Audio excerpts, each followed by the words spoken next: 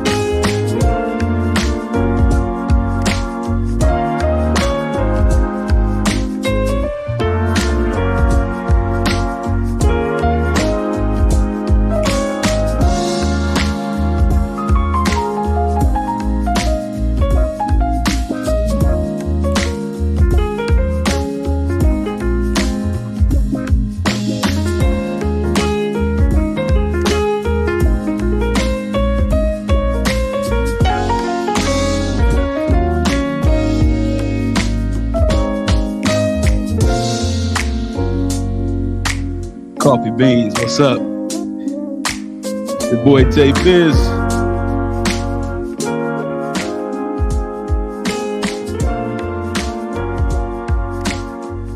Hey.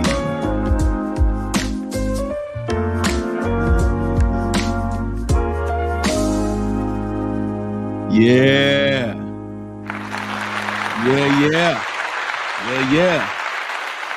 What's up? Good morning. Welcome to Coffee and Conversation with your boy Tay Biz.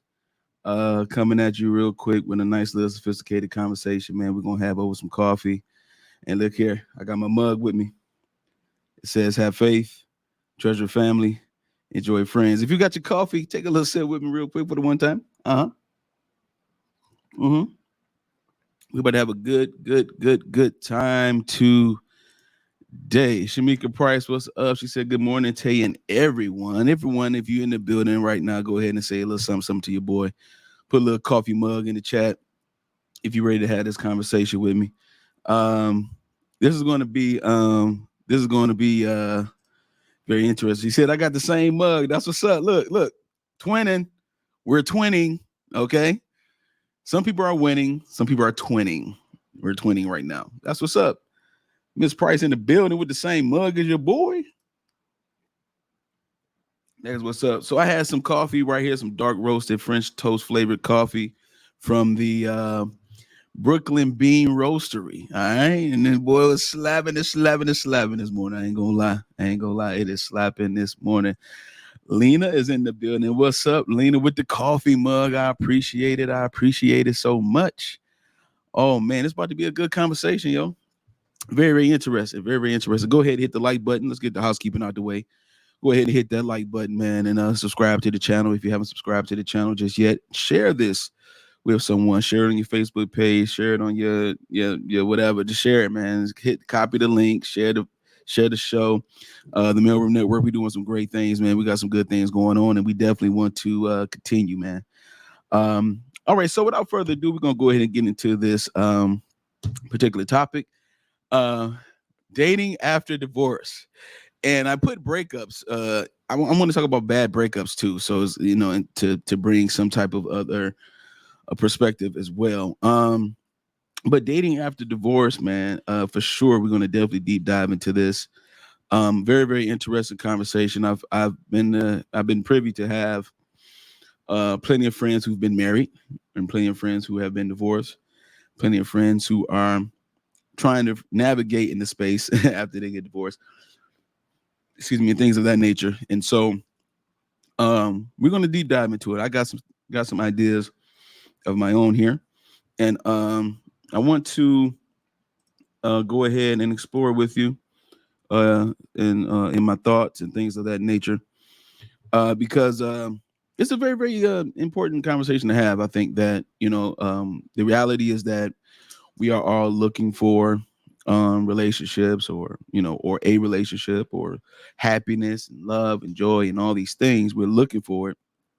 And so when you're looking for these things, it gets a little difficult to navigate in the space when you come from a marriage. Marriage has a certain lifestyle to it, has a certain level of comfort to it, a certain level of safety and security to it. And so when you're married, you have that, you have somebody with you, even if through the ups and the downs and all that kind of good stuff, however the marriage goes, you still have somebody, and so that sense of security can creep up and that's something you operate in.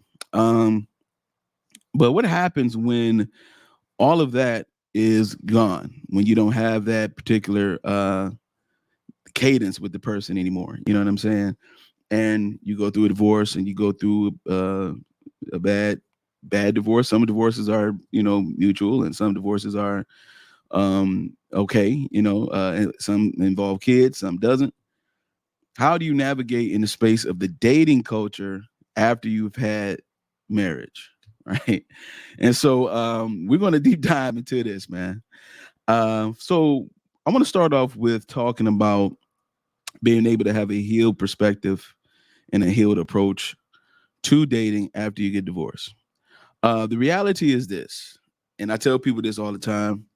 that divorce feels like a death in the family. It feels like death. It feels like you have to grieve the person and they're alive, but you have to grieve almost, have to go through a grieving process in going through a divorce, because there is a loss that takes place, and your loss that you have also has a level of investment that you gave to this one particular person. um it's almost like you have to go to a funeral. That's the court. You got to go to the funeral, and the judge has to eulogize your divorce. You know what I'm saying? Like, and your relationship. It kind of feels this way. And so one of the things that I tell people all the time when they're trying to date when they're trying to date having this divorce on them, one thing I tell them all the time is like, the way it feels after you get through the process, it's almost like you have a felony on your record and it never goes away. It's a stain that never goes away. You will never completely be able to forget about your marriage. You'll never completely be able to forget about who you married either. All right. Shout out to Sean Tillman, our moderator. We appreciate you, baby girl. Thank you so much for being on the show, for joining the show. And so this is the thing that we have to understand, is that when you're dating after divorce, when you're trying to date, you're going to have to deprogram. Look, man, I know today is going to be a little different. All right. You're going to have to deprogram. All right. You're going to have to really go through a process that is almost not humanly possible, but you cope to do it. We're going to deep dive into this. The deprogramming process takes time. There's a study that shows that people who try to heal from divorce, normally it takes about a third of the time that they were married to actually heal from it. So if you was married 10 years, it takes you about a good 4, generally speaking. Okay. And so the thing about it is, can you handle all of the process? Can you trust the journey and trust the process before you go out here and date on a serious level? Because once you've been married before and you go into the dating culture, you're looking like this. I don't belong here. You ever said to yourself, like, I'm living in the wrong era? You know what I'm saying? Like, I think I'm living in the wrong era. I should have been born in 1953 or 1967. People say that a lot because they don't resonate with the societal structure and societal norms of the modern society. So there's a deprogramming process that to take place from having a married experience to now being divorced, single. Even if you made the decision to get the divorce, you still go through a process. You go through a process. All right. And the process of healing and the process of trying to get through it. I appreciate these amens. The process of healing and the process of getting through it it's going to take some rigorous work. Like, you're going to have to do the work. All right. You're going to have to grieve in a healthy way. It's hard to grieve in a healthy way with someone that is still alive and that you was married to. You had an entire real relationship with this person. You went through ups, downs. They know your secrets. They know your flaws. They know all this.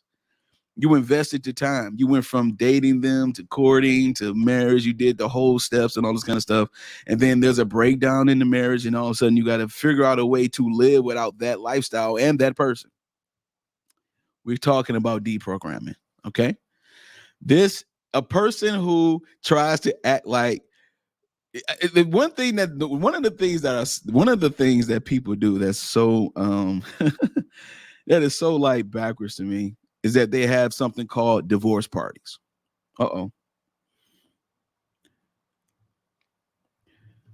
Divorce parties.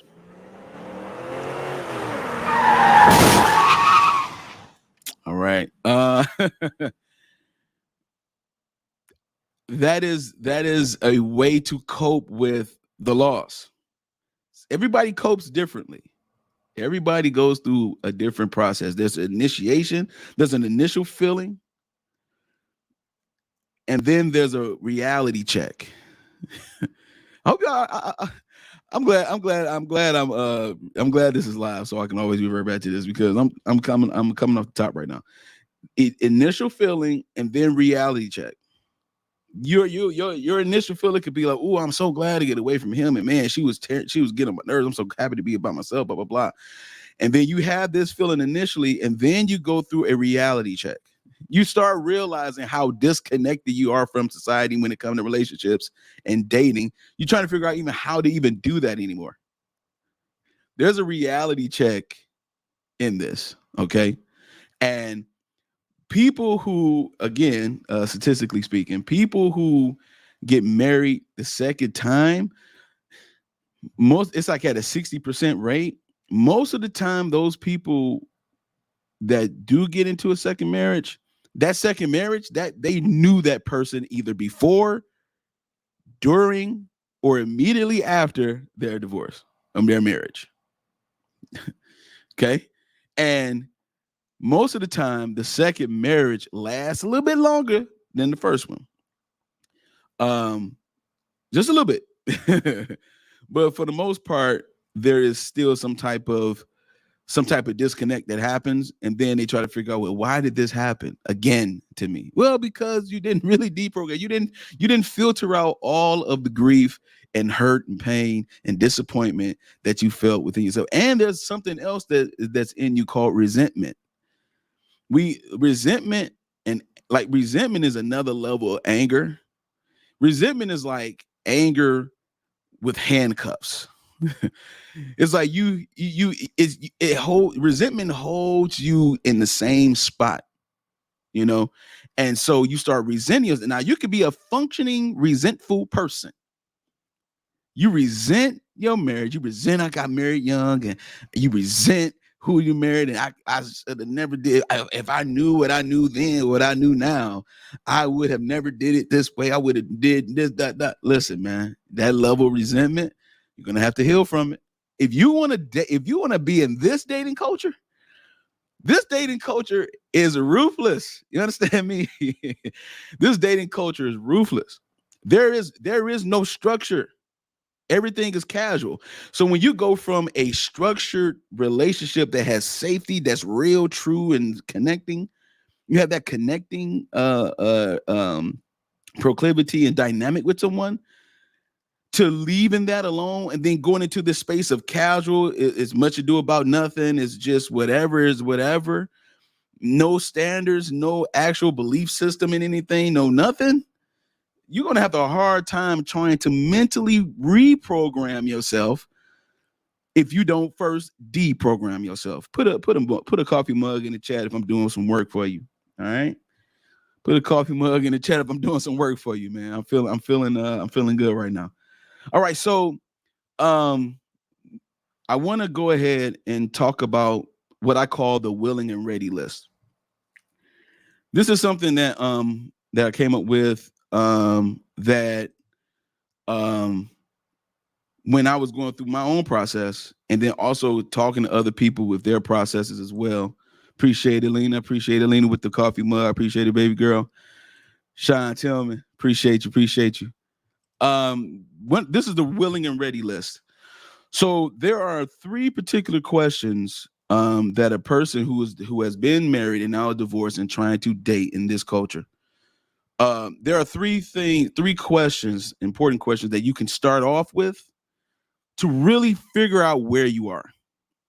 Because the thing about it is, Shamika Price in the building, appreciate you, baby. The thing about it is that in order for you to navigate through the space of the dating culture, you have to be able to navigate within your own self. You have to figure out what happened, what went wrong, and where you contributed to this particular thing. Because at the end of the day, divorce is mutual blame can go. It can go mutual. It's no just one thing, because there are happy and good times. So you can't just say all the times is bad unless you married a serial deletion person. I can't say the K word because I don't want them to I don't want them to strike you, boy. But unless you married the most evil person in the world, you had some good times with your ex. I mean, just keep it a bean. You had some good times with your ex. You enjoyed them at a certain point. You loved them at a certain point. You was feeling them at a certain point. They meant everything to you. And even when you go through a divorce, they still mean everything to you to a certain degree.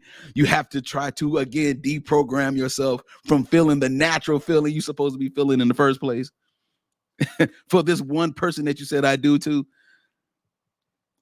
All of that, you're going to have to ask yourself some key questions that can help you start off with trying to figure out where you are. I call it the willing and ready list. Number one question. Are you willing and ready to share your time? Are you willing and ready to share your time with someone? Do you really want to go through the process of the first date, and spending time with somebody and getting to know them and trying to get close and trying to see where you connect and figure that out and take it day by day, step by step? And are you willing to do that? Are you ready to do that? And are you ready to do that from a space where you have deprogrammed? See, this is why we're talking about deprogramming right now. And this is why we're talking about the healed perspective and the healed approach. Because if you just say, yeah, I'm willing and ready because you just want to get over what you went through, you're not ready. You're not ready. You have coached yourself to think that you are ready. So that way you can have something to fill the void that you still feel. Are you willing and ready to really share your time with someone? Are you? Are you ready? And number two, are you ready and willing, or willing and ready to share your space? To share your space, to share your life, your space, the part of you that's intimate, just where you dwell at. Your actual space, the things that mean a lot to you, are you ready to share those things? The people that mean a lot to you, are you ready to share your things? That's your space. Your inner circle, that's your space. Those are people are there because they have gotten to a place where they can be in your space. You allow them in your space. Are you willing to share that? Are you ready to allow someone to be in your space and actually build a relationship with them in a more intimate and healthy way? Or are you still resenting the marriage you had? Are you still resenting the divorce? Okay. The dating culture, I told you guys in episode number 2 of Coffee and Conversation, there's 4 types of daters. This is my own intellectual property. This has nothing to do with nothing that I researched, nothing like that. This is something that God gave me. The 4 types of daters: purposeless, serial dater, casual dater, the intentional dater, or you can substitute intentional with exclusive dater. You will run into one of those 4 at some point. And in episode number 2, there's a breakdown of how to describe what they look like, feel like, think like. Just go watch episode number 2. But the purposeless, serial, casual, and intentional dater. You come from a marriage. You only had to deal with one person that had to be intentional. One person that you had to trust. Only one person. Now you got to figure out, now you're going to have a roster of people. You're not used to no roster. You've been married 10 years. You're disconnected. You have no idea how to really navigate in the space, because what happens is the dating culture evolves. It evolves. It's like the NBA in basketball. The Jordan era is different from the LeBron era. Now it's about to be the John Morant era and the all those guys. Jason Tatum era. Like every era has its own thing, and then something else trumps that thing, and then there's a new era. There's a new machine out here. Okay. This is not the same old, oh my God, I'm going to be able to get divorced and then find this man that's going to be chivalrous. He's going to treat me like everything, because I used to be a wife. So since I used to be a wife, I could get this type of treatment over here in the dating culture. Baloney. Baloney. You got some high expectations for somebody who don't know what they're doing. So you got to be see, so in order for you to, that's why you got to deprogram, because in order for you to answer this question with health, like with the healthiness of being healed, someone in your space, that means you have a level of trust for them. That means that you had the same thing when you was married. And it's like, okay, man, I hope this doesn't happen again to me. Right? I hope this doesn't happen. I hope it doesn't end the way it ended before. Oh my God, I'm okay. I'm gonna give this a chance. So you start talking to yourself because you're like, because I want to have something honest and real and purposeful and meaningful. But am I willing and ready to share the space? Can I bring a level of just cooperation with this person? That's number 2. Number 3. My last willing and ready question. I have a whole list, but I'm just giving you the top 3 that I think is appropriate for this conversation. Are you ready, willing to share your vulnerability with someone? Are you willing and ready to share your vulnerability? Offer, share. Are you ready to do that? Are you ready to present that to someone? Oh, Jesus. I gotta have faith, enjoy, treasure family, enjoy your friends. Okay. That's a tough one. Because your vulnerability is where you relinquish and where you really start deprogramming. All right. So let's go into the deprogramming real quick, since we're on the vulnerability piece. It means to dissuade or to try to dissuade from strongly held convictions or firmly established or innate behavior. So in the dating culture, you would have to dissuade yourself from yourself and also dissuade yourself from the possibility that you would be everybody's cup of tea because you experienced marriage before. So you think you're a one size fits all catch. I've been a wife, I've been a husband. So, well, were you? Or were you just acting married and deep down inside you were operating in the spirit of resentment? Were you doing that? My man, for the Dub Gaming, good afternoon. Bro, hey, man, my bro, I appreciate you, man. Everybody subscribe to his channel. He do some good gaming stuff over there, man. Subscribe to the for the Dub Gaming. Jock, I appreciate you, my boy. The thing about it is that you have the experience of being married, so there is a level of expectation you have. So what happens is when those expectations don't get met, you get frustrated. Frustration is non-communicated expectation. Shout out to my big bro, AJ. Non-communicated expectation. You're frustrated because you did not deprogram properly. You still think that you're okay. You still think that everything is just fine with you because you're coping, because you're just going with the flow. And because you're going with the flow, my man, Mr. Bibble, shout out to you, my boy. Appreciate you, man. Appreciate you, baby. Subscribe to this channel too, y'all. I mean, these brothers are good brothers, man. I appreciate y'all, man. You think nothing wrong with you. You think because you operating, you smiling, and you able to get through a date with somebody that you healed. You're not. You are still mad at your ex-husband, at your ex-wife. You haven't, because you're just trying to immediately replace your ex with someone because you have a void to try to fill. This is the reason why when you're divorced, especially and fellas, all the ex-husbands out there, the felony piece that I talked about, the way divorce looks, really refers to us because automatically we cheated, all of us. It no matter who you meet, no matter how much work no matter what happened in your marriage, you the one cheated. If you tell a woman, you go out on a date, you tell a woman, you know, I got divorced and that. Oh, so you cheated? You look like a cheater. And it's like, dang, I wonder if I had on a suit and I was a lawyer and I had a Rolex on and a Benz, would I look like a cheater then? Or would I look like an opportunity? Y'all don't want to talk to me today. Y'all don't want to talk to me today, man. Is that what I look like? Like, seriously, what are we doing?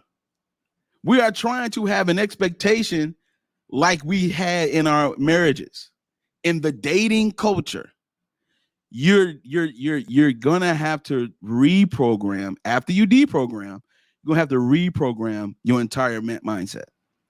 Because I'm gonna tell you something right now. In the dating culture, nobody cares. They don't care about how you feel. They don't care about nobody. They don't. They're like, dang, man, here she go talking about her ex again. Or here he go always talking about his ex again. He always talking about his ex again. Lena said, and when it's reversed, women ask the question, what did he do? Exactly. So it's like at the end of the day, it's like, do you have the ability? Do you have the healthy approach to date after you get divorced? Here's another question. Do you have enough patience for the potential disappointment in dating after divorce? You might not get the outcome you wanted with a specific person that you're interested in. You may not be what they want. Are you open to the idea that you may have to change in order to receive the outcome that you want? This is for my people that say he's gonna have to just take me for who I am, or she gonna have to just accept me for who I am. No, that's what's wrong with you now. who you are is the reason why you got divorced. This is what it is. This right here is not for the faint at heart. You literally need to take some time alone and actually figure it out. If you just go after person after person after you've been through something like a divorce, people don't think a divorce is traumatic, and it is. Think about the worst breakup you ever did. Let's just stop talking about divorce for a second. Think about the worst breakup or disappointment you had with somebody. And you like, man, and immediately what you do is you like, you know what? I'm gonna never let that happen again. So you start making all these entitled demands on other people to try to protect yourself, when really you're just pissed off. And everybody looks the same to you. Everybody look like they cheated. Everybody look like they lied. Everybody look like they just out for your money. Everybody look like they don't know how to communicate. Everybody look like they don't understand nothing. Everybody look immature. Everybody. And then when it's time for you to deprogram, you like, dang, I don't know how to communicate either. Ooh, that hurts. So it's a hard process to try to deprogram. It's not easy. This is the reason why the statistics show that it takes about a third of the time when you was with somebody to actually get through, to actually get over them, or to get through the rigmarole of your feelings, of your hurt, and your pain, and your disappointment, all these things. It's going to take something called time. This is the reason why I said you have enough patience to go through a process of saying, hey, man, you know, I'm not getting the outcome that I want. The choices that I thought were out here are not out here. Well, what are you going to do about yourself? Because they was here before you got here. And now that you done broke up, and now that you're separated, or whatever you were in your marriage, now all of a sudden, now you divorced and everything, you have the expectation of someone who's still married. You're going to have light bulb click. Hey, I'm not married anymore. This is a different sea of people I'm dealing with. You cannot have marriage expectations in the dating culture. I'm a queen. You was a queen in your marriage, in the dating culture. You're not. You're just a regular chick to these guys. I'm a king. No, you ain't, earthy dude. What was on it? Eric Benet? Never go, Eric Benet. Shout out to Jay-Z. You earthy and you got your feet touching the earth and touching the ground and doing all that kind of stuff. No, you ain't the king. You was the king in your marriage. Yeah, she looked at you as a king in your marriage, but out here in the dating culture, they don't see you that way. You look like a cheater, a liar, and you look like what I described. So everybody out here is what are they doing? They're just exchanging brokenness. They're just exchanging brokenness in hopes that they can find some type of commonality with someone. So if you can't, I'm gonna share something with you real quick. And this is a video of a man who was an actor. His name was Miguel Nunez. He was an actor. If you're not familiar with Joanna Man, he was Joanna Man back in the day. It was like a little cult classic back in the day. And a woman asked him about how men feel about divorce. And this is what he said. I want to share this video with you real quick.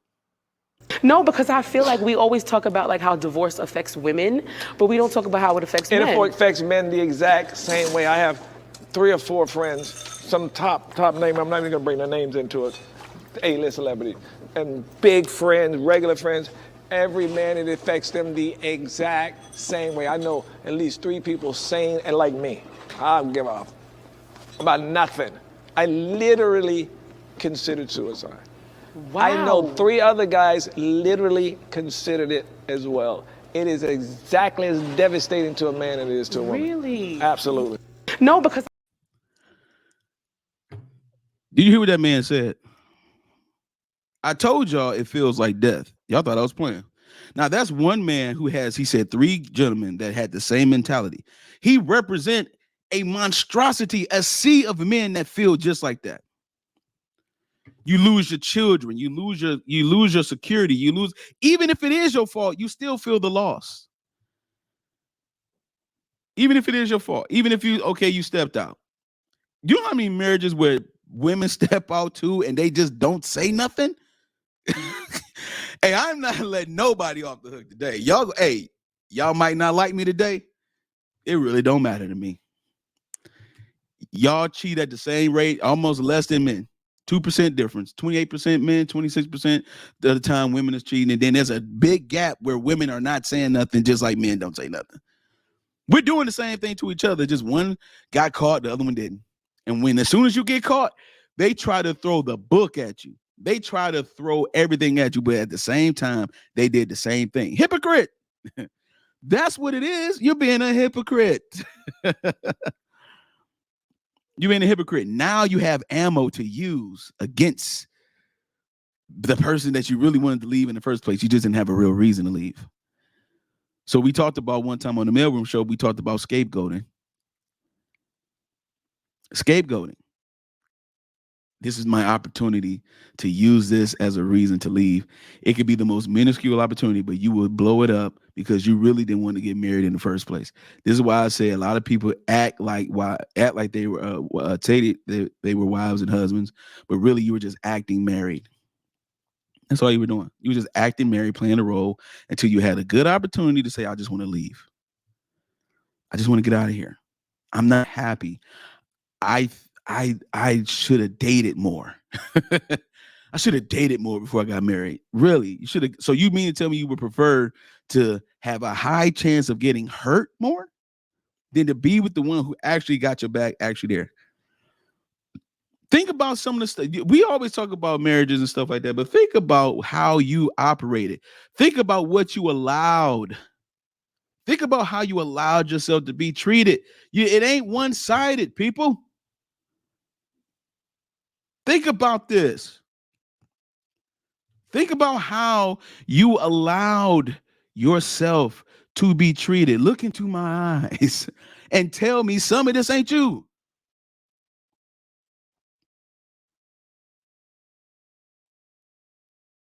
So we have to deprogram. I'm telling you, we all have to go through this.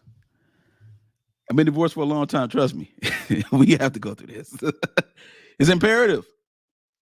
It's imperative because you will spill over the resentment and the pain and stuff like that. You'll spill it over into the dating culture, and then people pick up on it. And like, oh, she been hurt before? Ooh, that's fresh meat. Let me show her a good time and be a gentleman, and let me have some casual sex with her. Since we're having casual dating, let me have some casual sex with her. And then if she try to make it serious, I'm going to be like, you know what? You knew what you was getting into when you first met me. You knew what this was when you first started talking to me. Oh, how many times have we said that, ladies and gentlemen? Gaslight, scapegoat, because you're still hurt. If I'm talking to anybody today, put a coffee mug in the chat. The chat is quiet, man. The chat done got quiet on you, boy, dog. Put a coffee mug in the chat. I don't know if I'm doing well or what. Kyla Johnson said facts. So the thing about it is this, is that we have to, she said a lot. Yeah. We have to get to the place where we start taking some responsibility, some accountability. My man said coffee. Appreciate your bibbles. Some accountability. Accountability, consequence comes with accountability. When you take accountability to something, you pay the consequence. And this is what happens in the beginning. You think you're happier away. Then later on down the line, the reality check comes and you realize you're not as happy with yourself as you thought you was in your marriage. Now that you divorced and you thought you was happy, you threw your divorce party and everything, but you still at night crying alone. And you're trying to date with the expectation that you should be treated a certain way because you have the marriage experience. It doesn't work that way. So how do you navigate in the space? Be intentional with yourself first. Deprogram. Dissuade yourself from thinking that you had the answer, that you was the only one that was right. Listen, you're going to have to swallow that pill at some point. Because the reality is this, is that you played a part just like he did. And brother, you played a part just like she did. The breakdown first starts in the communication. The communication skill takes a hit because of the expectation. You got to communicate your expectations in a relationship. So when you are here dating and you divorce, you got to make sure that you don't smell like pain and smell like resentment. You got to make sure you put your stuff on the inside, right? Ladies, when you get ready for a date, what you do? You get prepared. You take your shower. You make sure you get yourself together. You put your thing on. You know what I'm saying? You make sure that you have your lotion on. You make sure you try to pick the right outfit. You got 2 or 3 outfits to pick from. Then you try to any, meeny, miny, mo, which one I'm gonna wear. I'm gonna eliminate that one. Okay, then this one and this one. Which one? Then you might even get the opinion. If you got kids, you might ask your kids, what you think? The blue one or the red one? You go through that whole thing. Why? Just to get a free meal? No, you're not doing that because of that. You're really doing it because you hope you can get a connection with somebody so that way you can have that feeling of security again. When that moment you felt secure, I was having a conversation. Listen, I had a conversation with someone and I was telling them about the first time I saw my ex-wife, the first time I saw her. And I described to her how I fell in love with her when I saw her, and I had no ill will about that. The conversation then had no ill will to it. After that, I let it sit right there because that is the truth. When you heal from something, you can talk about it with no problem. And then you talk about it in a way where it's like, you know what, I ain't about to expose nobody. I'm good. It's all good. It happened. It is what it is, I don't have to prove myself to anyone. So then what happens is we start becoming the thing we don't want to be.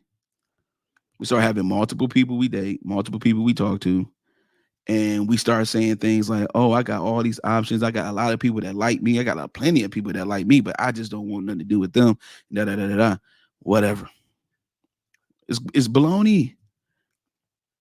There is a my therapist, when we did Coffee Conversation episode number 3 to my therapist, shout out Dr. Kelvin Banks, he talked about the conscious, the subconscious, and the super subconscious. That's the place where resentment stays dormant. That's the place where the bitterness sits. It sits in the super sub. It's like the thought of something that reminds you of someone and it just immediately makes you feel a certain way. You're still triggered. You're trying to date and navigate in this space from a divorce, from the most meaningful relationship you could possibly have, which is marriage. And then, and again, I'm not going to leave out my people that had the bad breakups because you were headed in that direction. Y'all started living with each other. Y'all started doing all that kind of stuff. Y'all started helping each other out with bills. Y'all did all that. And it's like, yo, I put the cart before the horse. Dang. I loved her. I'm like, yeah, but you put the cart before the horse though, my boy. You know what I'm saying? I said, then on top of that, you upset. Now you get upset with everybody, bro. You get upset with everything. Every little thing bothers you now because of the expectations you had and the outcome you didn't get. So I gotta chill, man. I gotta chill my mind. Be like, man, let me get this together. Let me get this together because right now, it ain't popping right now. So, dating after divorce. I'm gonna go ahead and put the link in the chat. Go ahead, put the link in the chat. The link is in the chat if you want to come up and holler at your boy real quick. We're gonna take a brief commercial real quick. I'll be right back. But if you want to come up, go ahead, hit the link, and I'll be right back.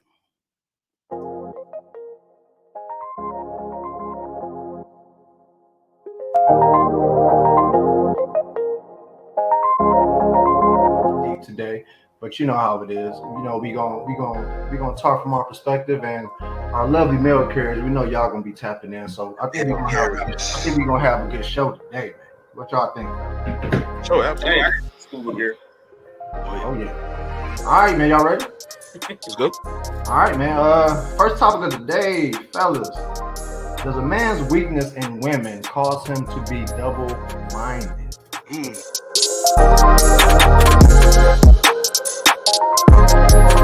relationship to move forward, that person is going to overprocess and overthink as well. So there's procrastination. So it shows up in different forms of personalities. And anybody that's watching, you one of them four personality types? Oh, for sure. Procrastinating somewhere.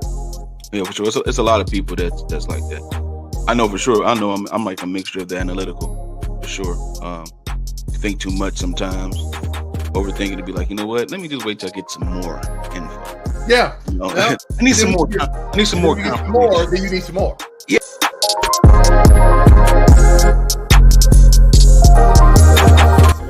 Are people asking you, are you strong and independent? Like I can see it from that nature, but in a normal dating atmosphere, if I recall, I don't be asking those type of questions. You know what I'm saying? That's why we're trying to relate the fact that this doesn't have to be said.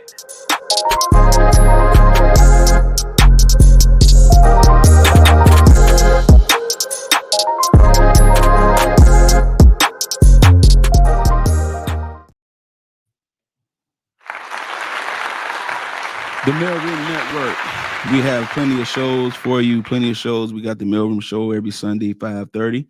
And we also have Coffee Conversation at 11:30 every Saturday. The final episode is in a couple weeks for the Mailroom Show. This episode number 19 coming up, but season 2 of the Mailroom Show is coming to an end soon.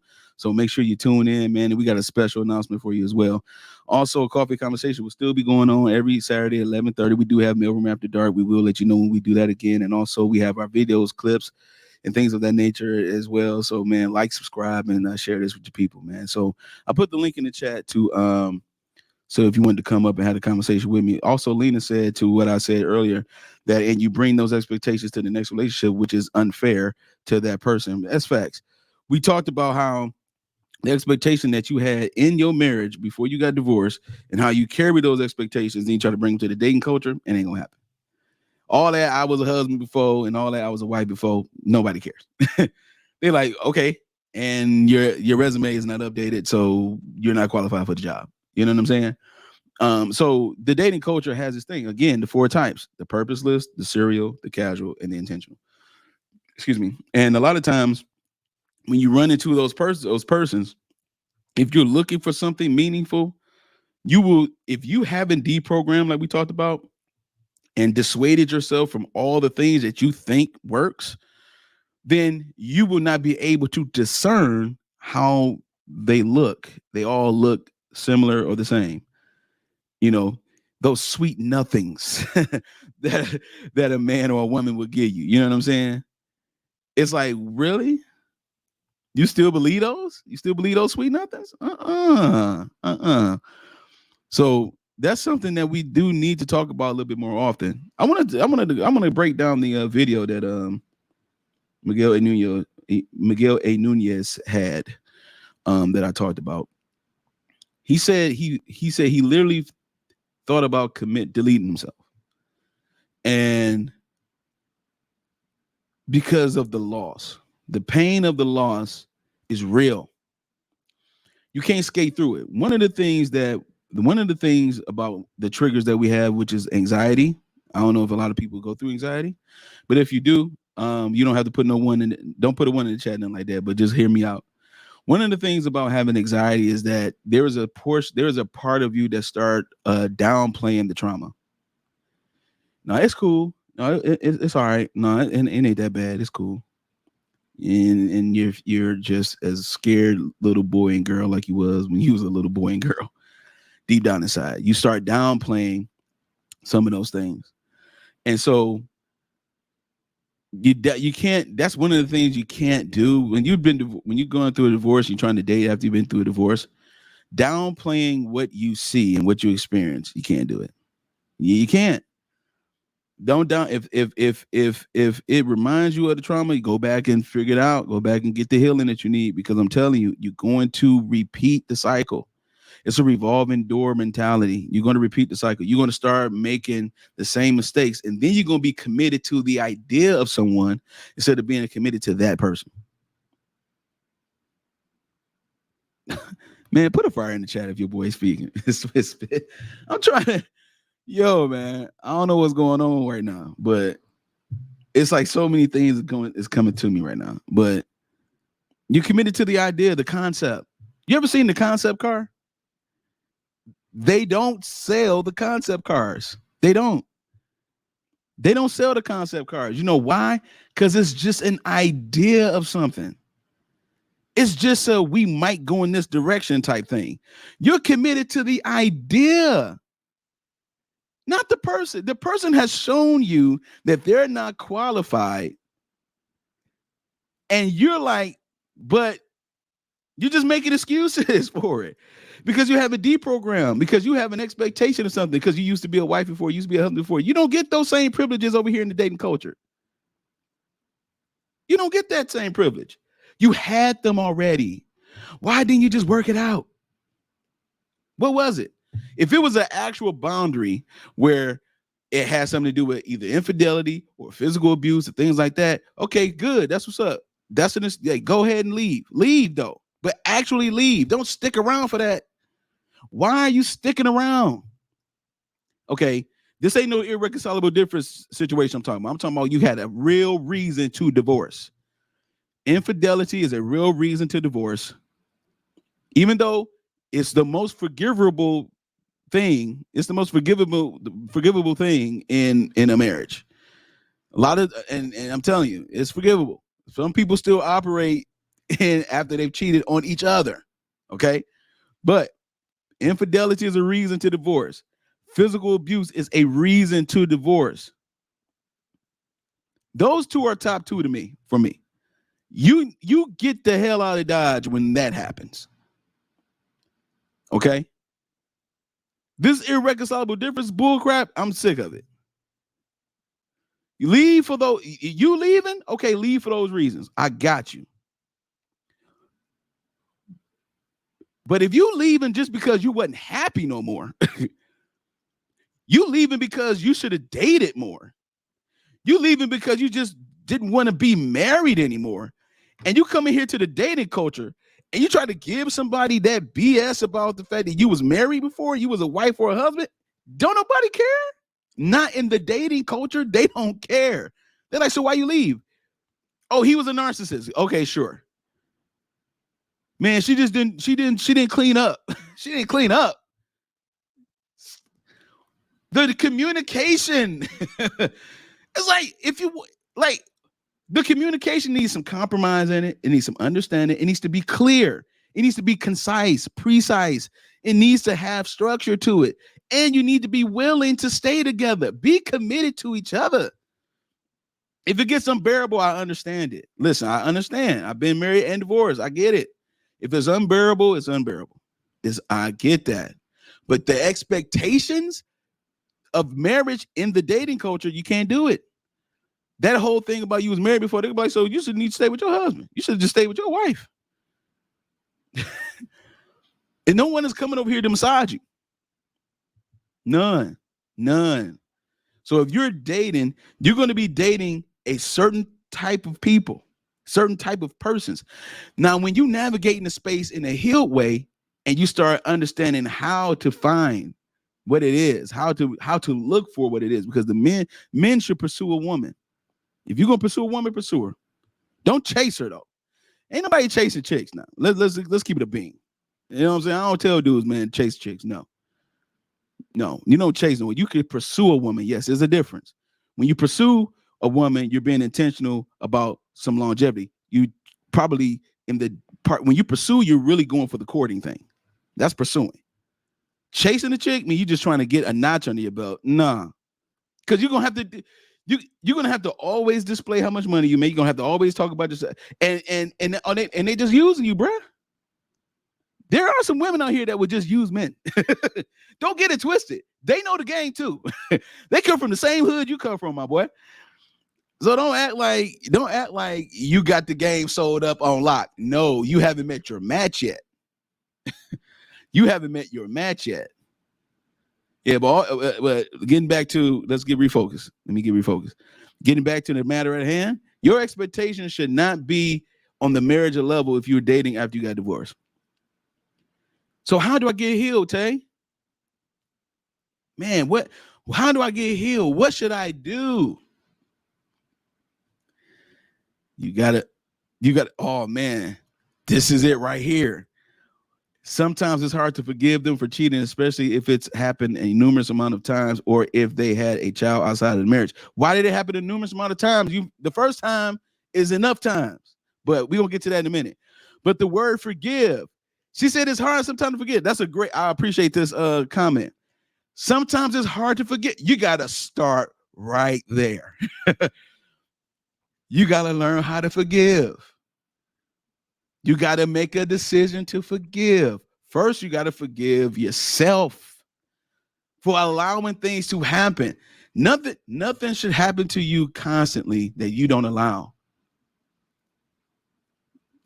If you don't allow it, then that's called force. No one likes to be forced to do anything. If you are allowing something to happen to you, there is something that you need to navigate within yourself to figure out, why am I letting this happen? We talked about the lessons in dating in the last show. That is the lesson. Why did I allow this to happen?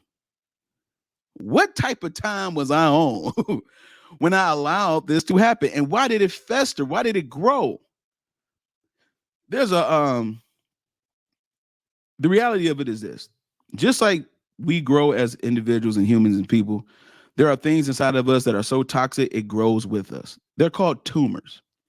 And I don't know about you guys, but I've seen tumors before where a surgeon has to come out and open up the tumor and figure out what's in it, and it be all kind of stuff. It grows, it has teeth, hair, veins, all kind of stuff. Your toxicity can grow with you. The bitterness, the pain, the hurt, the resentment, all of that can grow with you if you don't seek the help. If you don't know what to do, find somebody who does. Find someone who can help you how to navigate in the space. Healing, this is exactly what I'm saying. Healing is a process. And sometimes in the process, you need help. And you got to stay committed to the process. You need help. Seek some help about it. You got to, because the forgiveness part is going to be a hard thing, especially forgiving yourself, because you had an expectation about yourself. And that expectation you had about yourself, you did not communicate that to the partner that you was with. And so they did everything against what you expected. And now all of a sudden, it's like, wow. How did this happen? Why did this happen? Okay, another question would be, what did you allow to happen? Tell me what you allowed to happen, and then what you allowed, we can trace it back to why you allowed it.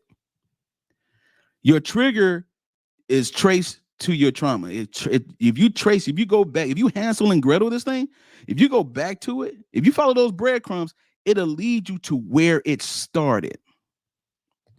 I don't feel nobody ever listens to me. Why you feel like nobody ever listens to you? Because when I was a kid, they always told me to shut up, don't say nothing, all that kind of stuff. I see it goes back there. Okay, let's go back there and find that person, and you forgive and heal that person, or you encourage that person, so that way now the trigger will not be so prominent in your reaction. It takes time to do this. This is the reason why I asked that question, and the questions that you need to ask yourself when you divorced and dating. Do you have the patience? Do you have enough patience for the potential disappointment because of you not getting the outcome you want in the dating process?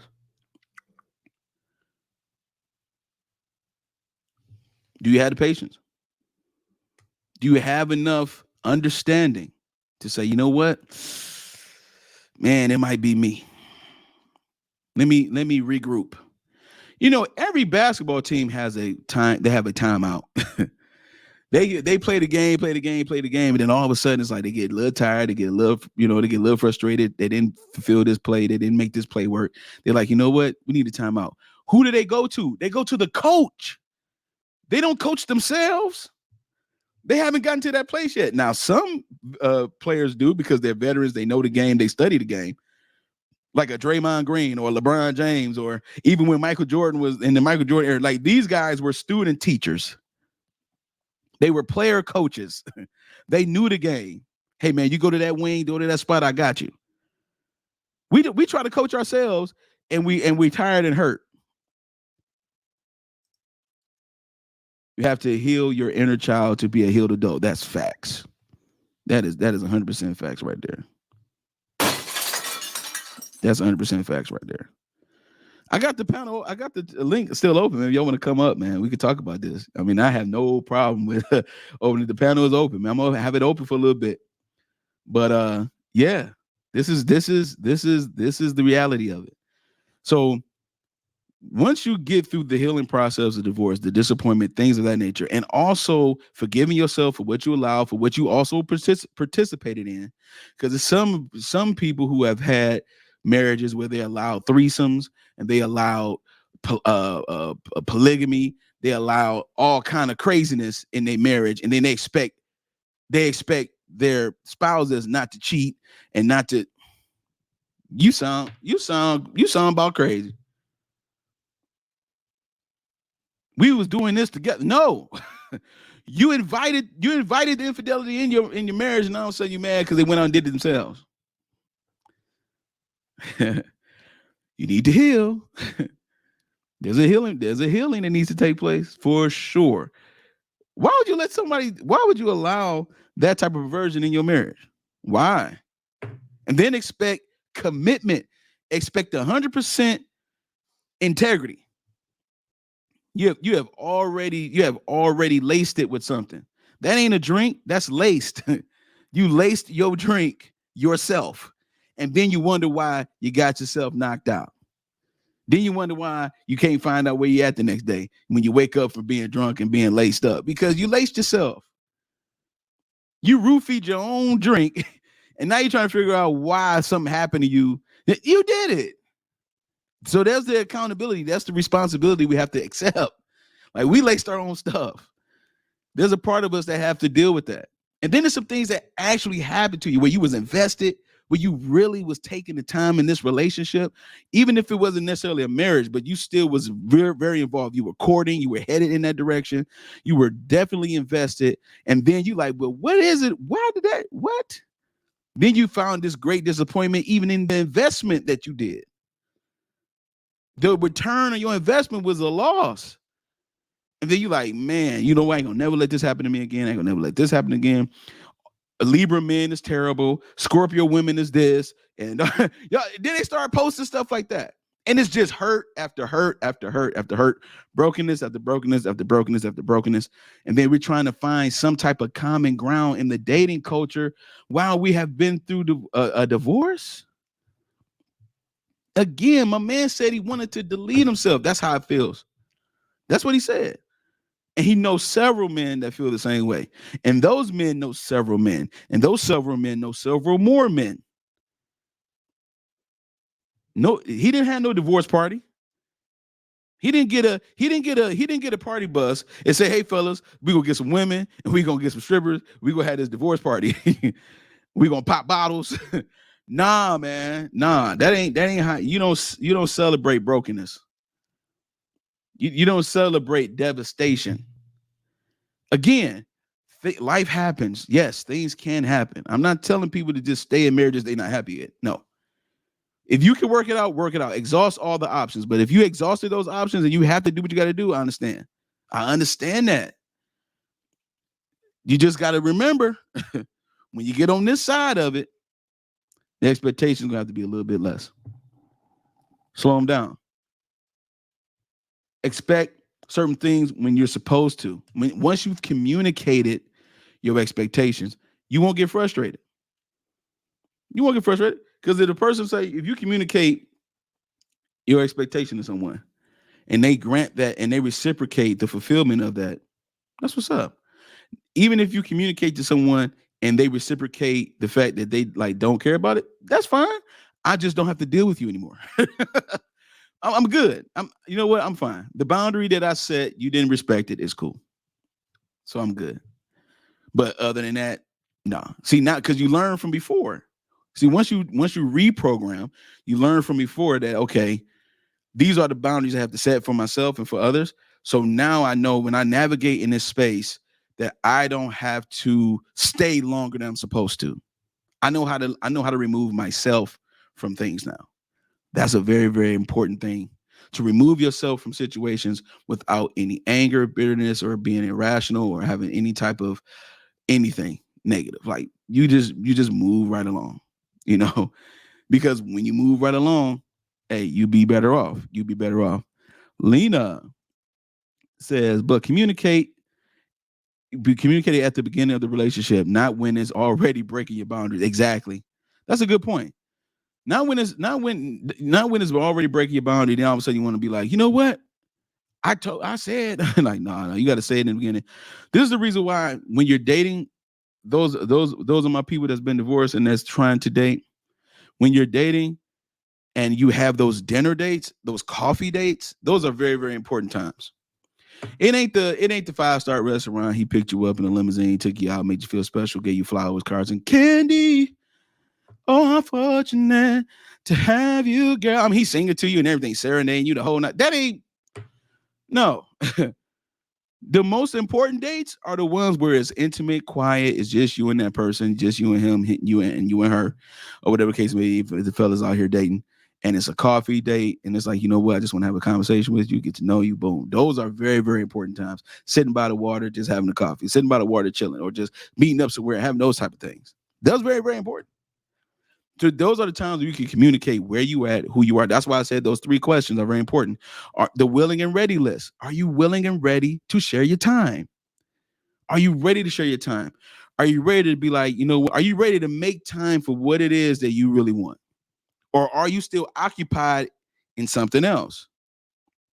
And then are you willing and ready to share your space? Are you ready to invite people into your inner circle, your innermost parts of your space? Are you ready to do that? And are you ready to share your vulnerability?